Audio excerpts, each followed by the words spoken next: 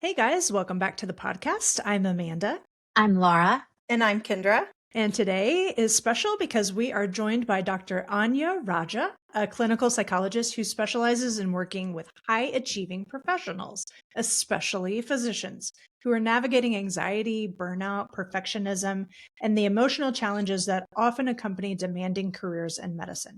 Dr. Raja has more than a decade of experience helping physicians explore the deeper roots of burnout, including guilt, suppressed emotions, identity struggles, and the pressure to constantly perform. As both a therapist who works closely with physicians and someone who's married to a physician herself, she brings a unique perspective on the personal and relational toll that the culture of medicine can create. Oh boy, preach. Today, we'll be talking about burnout, emotional suppression in medicine, and how therapy can help doctors reconnect with themselves and create more sustainable, meaningful lives. Thank you for joining us, Dr. Raja. Thank you so much for having me. I'm very excited for our chat today. This is exciting. I know that you're going to bring an amazing perspective, not only because of your background and your expertise, but that you get to go home and experience it too. So this is going to be fun. So you Yes. say that you work closely with physicians in therapy. What do you find are the most common struggles you see doctors facing when they first come to you? Oh man, so many. Where to start? I mean, I think the lowest hanging fruit we could pick at is burnout. Obviously that term and phenomenon is in the broader cultural zeitgeist. I don't like that term. I'm sure we'll kind of get into that as we start to talk, but sure, that's, a easy concept for people to grab onto that brings doctors to therapy. I think kind of at a deeper level beneath that, it's really a constellation of concerns, both at the surface level and then all these kind of concentric levels underneath. So at the surface level, you can see things like anxiety, whether it's, a DSM diagnosis or not. Again, I don't think too diagnostically about things, but sure, I'm feeling anxious all the time, or it's hard for me to turn my mind off. Perfectionism shows up a lot for people. For some folks, they can have a more overt experience of, classic depression where, everything just feels like a slog. There's just a constant gray cloud over everything, both in work and outside of work. I think at deeper levels, and this is kind of really more the bread and butter that I get really excited about. And again, these things are all interconnected as we'll chat about, but, struggles with identity and self-worth. I think there's a strong kind of strain of whether people are able to put words to it or not, but the sense of like, who am I outside of medicine? Like medicine has just consumed my entire waking, living, and being. And there's either this sense of I've lost touch with who I am outside of my doctor identity, or, and I think this can be even more uncomfortable and distressing for people, is I haven't really fully developed that part of myself, right? There really has been an underdeveloped and a difficulty contending with what it even means to be a full, whole human being outside of that doctor role. I think relationship concerns certainly bring people in, so both thinking about it clinically as well as through the prism of my lived experience of being the spouse of a physician. It's not just you that's impacted, it's all of the concentric circles of your relationships, whether you're partnered or not, whether you have children or not, your broader sense of community, either strained relationships, underdeveloped relationships. There's again, also other constellations of experiences like heightened irritability, cynicism, a sense of not even knowing what you feel. That's also, I think, a really big theme that shows up for people. And I think people can often struggle to even name this. There's been a globalized sense of just utterly losing touch with even the capacity to feel. But those are some of the kind of high level hallmarks that show up. Yeah. And I'm sure there's more that'll come to mind as we keep chatting. I think you just played a highlight reel of the first half of my career. I was like, I feel very seen and called out at the same time. Cute. I'm not sure what to do right now. Thank you, though, for so much validation in just that one simple answer to the question. We knew that you were going to be amazing. So many people and doctors think that burnout is simply just working too many hours. And we talked about this just recently, actually, on our social media. But really, the number of hours and the obvious physical workload isn't everything. From your perspective as a therapist, what's really going on beneath the surface when physicians start even experiencing what symptoms that they may not even be attributing to burnout, but some sort of symptoms? Maybe they're off, or maybe they're just physically, emotionally, spiritually tired, and they're just not sure why. Yeah.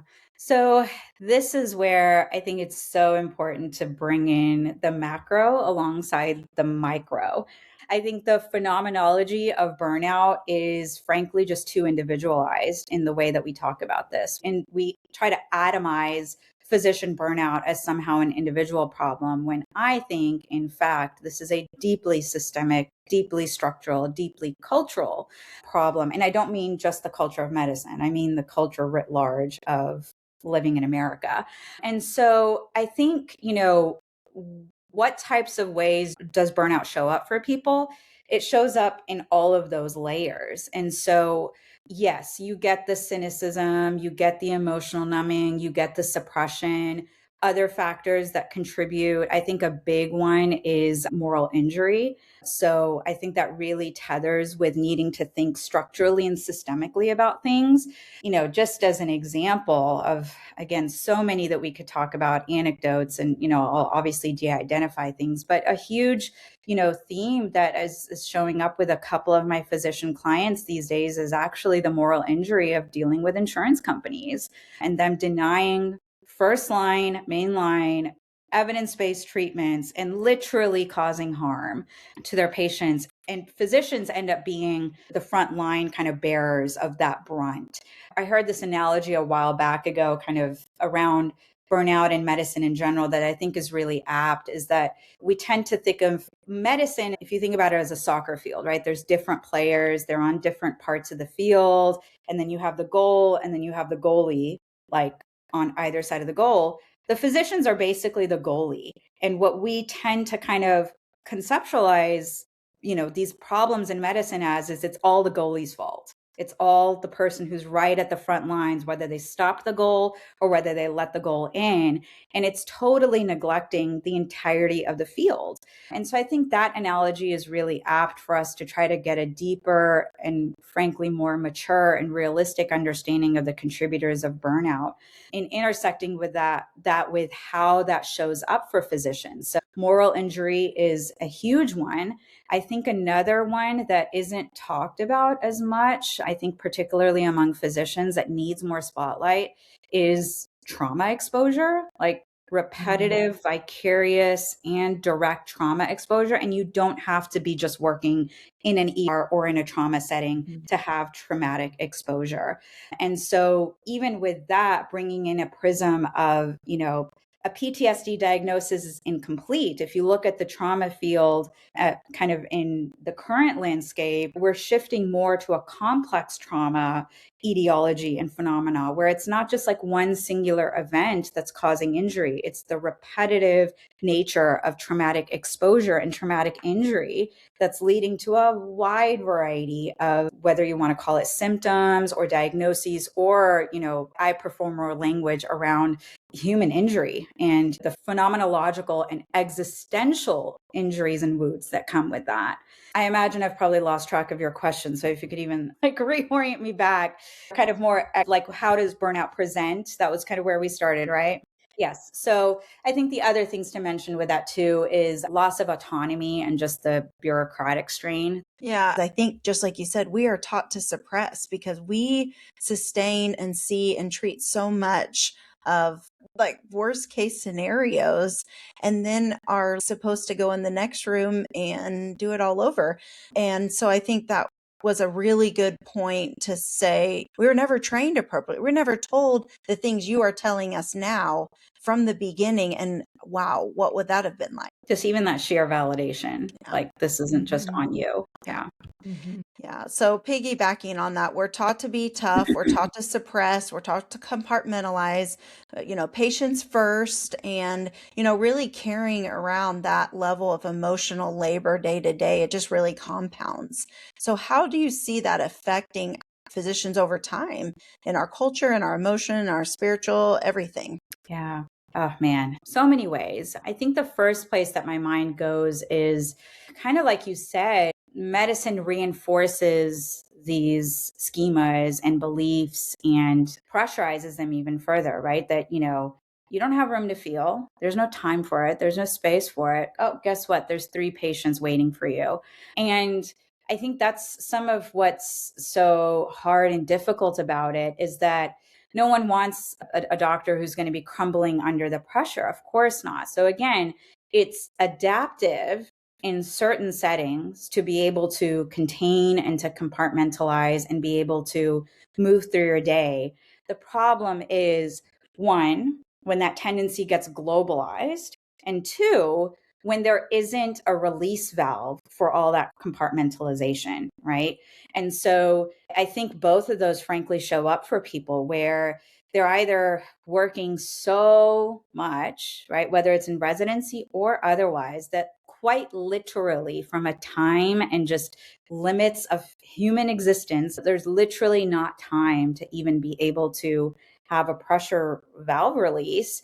But when there is that space that shows up that doesn't get prioritized or it's not validated, I think the kind of deeper thing that I often talk with my clients about is there is one reality that we as humans cannot escape. And that is that we as humans are not capable of selective numbing. That's just not possible. Okay. So I have to explain this a bit. So if you'll bear with me. So we're not capable of selective numbing. So what does that mean? We either numb or we don't. Okay. So if we have certain areas in our life where numbing shows up, whether it's adaptive or not, there is a high risk of that getting globalized across the entirety of our life, our existence, our identity. And so when we get into patterns and dynamics of numbing one set of emotions that we find uncomfortable, painful, distressing, annoying, like, I don't want to deal with it, right? And those avoidant tendencies, the reality is that that dynamic gets globalized to the full spectrum of human emotions. So what ends up happening over time is you're also numbing yourself to the capacity for joy, for contentment, pleasure, happiness, fulfillment, and everything in between. And so if we're feeling frustrated, we're like, God, I'm like not happy, or I'm struggling to feel fulfilled, etc. I often have to talk to people about how we're going to have to slowly work on feeling those things that you've just been putting in the back dumpster for a while if we're going to have any potential to increase your capacity for these things that you find yourself yearning for but just feel like they're out of reach. In our training, there was the idea that there was no time for feelings because we're taking care of other people. And I like that you pointed out that it's normal to compartmentalize. The problem is when we come home and we still can't feel and we still can't connect with the people that we love. Like, what is life really about at that point? So thanks for bringing awareness to that. You mentioned themes like guilt, perfectionism, and this fear of not being enough that often show up in therapy with physicians. How do these patterns develop in medical culture? Well, yes, they certainly develop in medical culture. And I think they usually go even further back for people. There's kind of several clusters that I think show up for people. I think one is that helper identity usually develops like much earlier in life. And so, just as an example, I love getting into family of origin dynamics with my clients of, what was your family environment and your family system like? Were you, for example, parentified, where at a very young age, you were expected to not only be an adult, but not have any childhood or childlike emotions and developmentally normal kind of progression through what it means to be a child. Like you were put in a parent role really quickly, whether it was for siblings or whether it was for one of your parents, where, there's this sense of like, I got to take care of mom or I got to take care of dad. That really commonly can also intersect for people around like martyr complexes too, where there's this intersection of like, in order to hold on to an identity, a self concept of I'm a good person, and also really clinging really strongly to that. Like I have to be a good person, as opposed to, one thing that I, love working on with people in therapy is that we have good and bad and complex and nuanced within all of us, like having a richer, more nuanced and more textured self-concept beyond clinging on to like, I just got to be a good person. So for some folks, there's a really strong clinging. In order to be a good person, I have to constantly be self-sacrificial. I have to be giving. I can't receive. Forget reciprocity. Even just any sense of like mutuality in relationships is either neglected or underdeveloped or suppressed. And I think all of these deeper tendrils influence even the type of people who go into medicine, right? And then it's really easy, I think, structurally and culturally for the broader social zeitgeist to take advantage of that. And then, of course, medical culture just piggybacks on all of that, right? So you got to be perfect insofar as your grades, your boards in residency. You can't make mistakes. If you do make mistakes, you better learn from it immediately, and there's no processing it. And then on top of that, I think one curious thing that I see in my practice, I think this intersects with some of what you're talking about, is that there can be, throughout med school and residency, there can be this kind of light at the end of the tunnel that someone's holding on to of just like, okay, I just got to get through med school and it'll be better. Let me just get through these last couple of years, plus or minus fellowship. And then once I'm an attending, it's going to be so much better. Your arrival Guess what? fallacy. Yes. Guess what? That is not what happens for people. Wherever you go, there you are. And I think that's actually a common pattern that I see in my practice is I have people reach out like 3 to 5 years like into attending life where they may have kind of like held on to that, just like, all right, I'm an attending now. Like, okay, fine. There's some early career kind of bumps, but okay, it's got to get better, right? It's got to get better. And then slowly the reality sets in. It's like, oh shit, things. And so I say all of that to say that these things really run deep for people. And I think doctors can really struggle with this externalizing impulse too, of just like, okay, my setting's got to get better. Yes, all of that's real. Again, let's hold a both and around it. Like the setting is absolutely part of the structural problems that we're dealing with. And we have to also deal with you. Yeah, I'm really glad that you said that because I have often said that we come into medicine, which to my mind is a huge narcissistic family system. Oh, yeah. Oftentimes we come because it felt familiar. And it's not just the helpers who go into medicine. There's the other side of that coin, which is the more dominant personality, the people with more dominance in their character traits and more narcissistic features. And that's just within the system. It's not even just the health insurers that are doing to us. We do it to ourselves within the family of medicine. I'm just curious. You've described your work as depth therapy. Is that what you're referring to? Or how is that different from simply managing stress or developing coping strategies? Absolutely. I love this topic, by the way. So I'm glad you guys are asking this. I consider myself a depth psychologist. And I have found over the years that in trying to like describe my style of therapy to folks, that it's actually helpful to describe a little bit of the opposite as a frame of reference. On the one end of the therapy spectrum, it's more like the cognitive behavioral therapy model. CBT really lends itself to being medicalized, really kind of on this rubric of symptomatology, diagnosis, quantifiability, et cetera. And there's other approaches that kind of do that too, that really focus on like behaviors and thought patterns and, oh, you can just restructure your thoughts in order to feel better, etc. And I'll just be frank, like that can have a space for maybe a certain set of folks. But I think the reality is, especially for doctors, these folks more than anyone, they tend to be doers and fixers already, right? That's already a default setting, guys. Like the reality is, if the types of things that brought you guys more than anyone else into therapy, if there was a quick and easy fix for, you probably would have tried it already and it probably would have worked. Okay.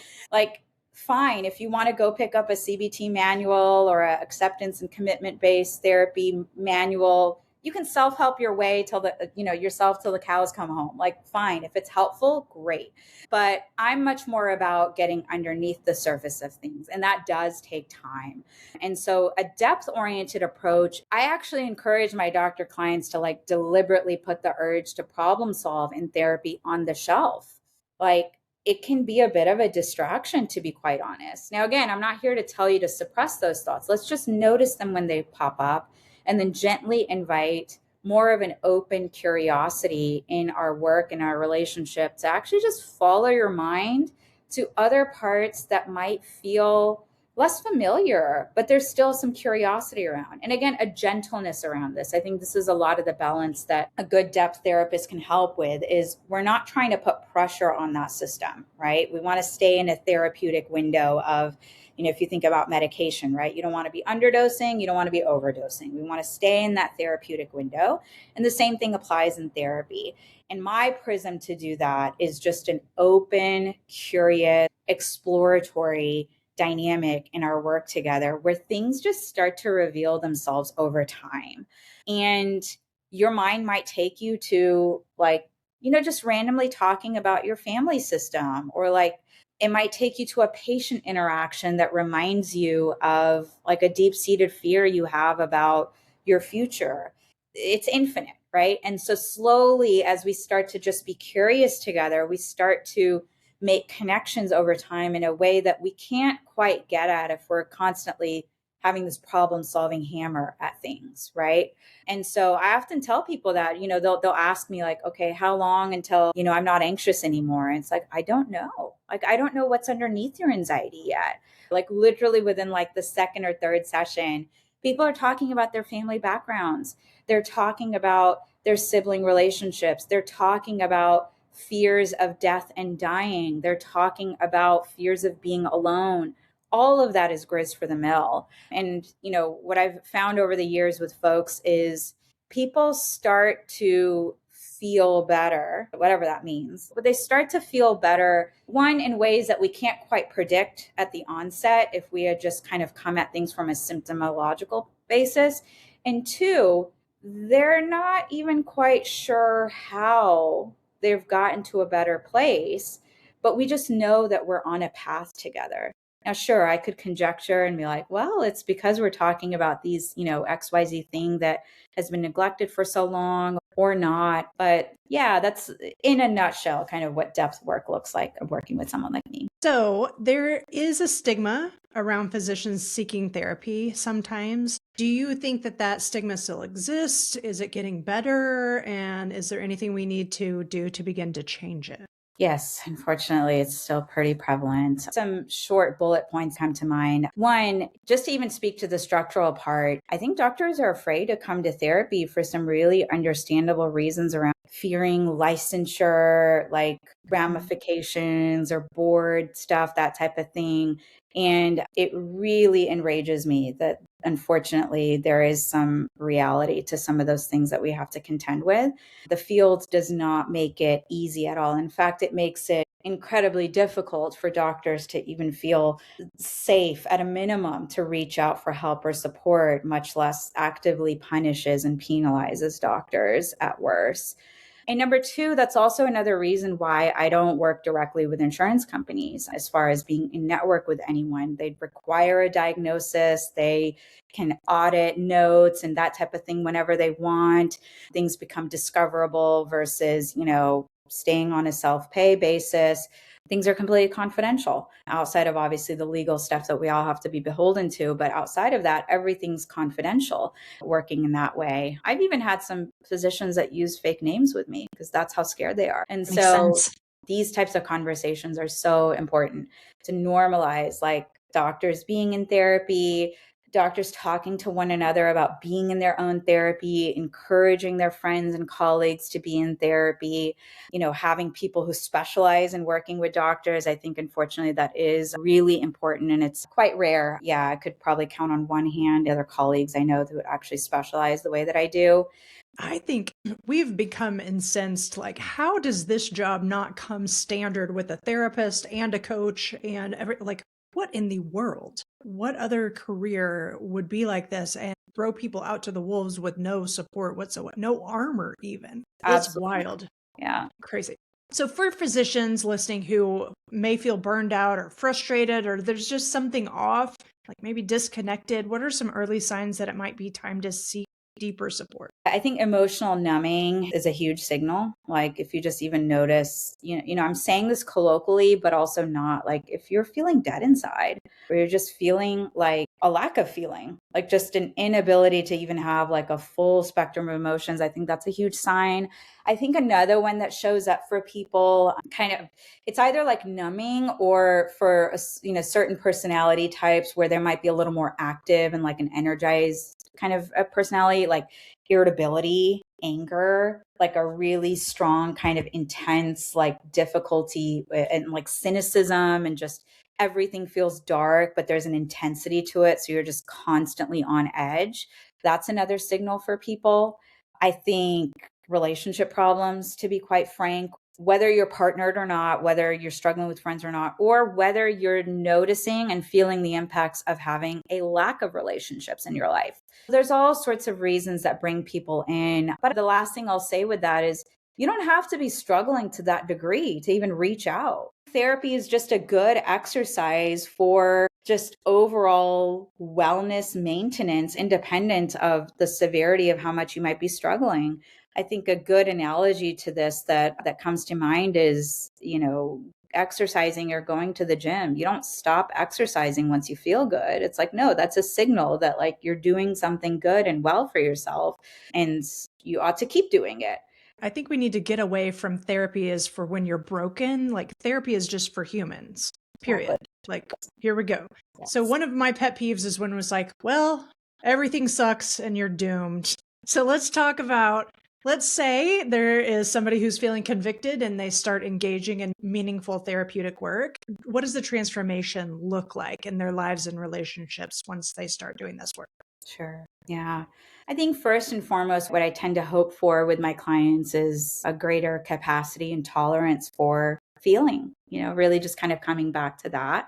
So if they're able to, come to session and tell me that they feel sad, I count that as a huge win. Like even that can be a struggle for people. And so a fuller capacity to feel the full spectrum of human emotions. Certainly low hanging fruit can look like healthier boundaries at work, or, just better relationships at home or in the community. I think a deeper, like fist pump or high five that I kind of have with people is when they start to stop talking about work and they're talking about having a richer, fuller life outside of work. So talking about hobbies, talking about spending time with friends and loved ones, and not talking about work when they're doing that. Whether it's traveling or staying in, just carving out more time outside of work, even just to be alone, like be with yourself. Sometimes that can even be a struggle for people. So even just the ability to sit with yourself. So that's a big one. I think that also really dovetails with like having a more balanced sense of self and identity. I would love for doctors to not have that be a primary identifier for who they are if someone asks you who you are. And number two, I would love for doctors to not feel like they constantly have to be talking about medicine, whether it's with or outside of like colleague relationships. So again, just a fuller spectrum of human experience. And that means good, bad, and ugly. Love it. That is awesome. Thank you so much, Dr. Raja. This has been an amazing conversation. We definitely feel heard and seen and all the things. So thank you so much for being an expert in this space, because there's not enough of you to go around for sure. Oh, you're so welcome. I'm so happy to have had this conversation and feel a tremendous sense of meaning in this work too. And so whatever ripple effects we can all kind of collectively create together, I'm so happy to see it and feel it. Dr. Raja, thank you so much for joining us today and for the important work you're doing supporting physicians' well-being. If listeners wanted to learn more about you or your practice, where can they find you? Is there a website, or what's the best way? Absolutely. Yes. So you can find me. Main place to find me is on my website. It's a long tag. So if you guys can also put it in the show notes, I'd be so deeply appreciative. But it's Annia Raja PhD therapy.com. So ANNIA RAJA therapy.com. Folks can also email me directly. It's at hello@AnniaRajaPhDtherapy.com. And yeah, it's me in my practice, as well as one other psychologist who specializes just like me when working with physicians. And the other place that folks might be interested in finding me is actually, I'm a regular contributor to the White Coat Investor, whitecodeinvestor.com's blog. And but happy timing, actually had a blog post that they released today. It was just slated for publication today. So it's on Money Scripts, and you can check that out on their website as well. Nice. Awesome. Well, thank you so much. And that's it for today, friends. If you found this conversation helpful, the best way to support us is to subscribe. So click that button now and rate us 5 stars, of course. Leave us a review, and it helps other physicians find us, and it moves our podcast up on the list. And we'd love to hear from you. So if you've had an experience or have any questions, email us podcast@thewholephysician.com. And don't forget to follow us on the socials at The Whole Physician. We love connecting with you there. And until next time, you are whole, you are a gift to medicine, and the work you do matters.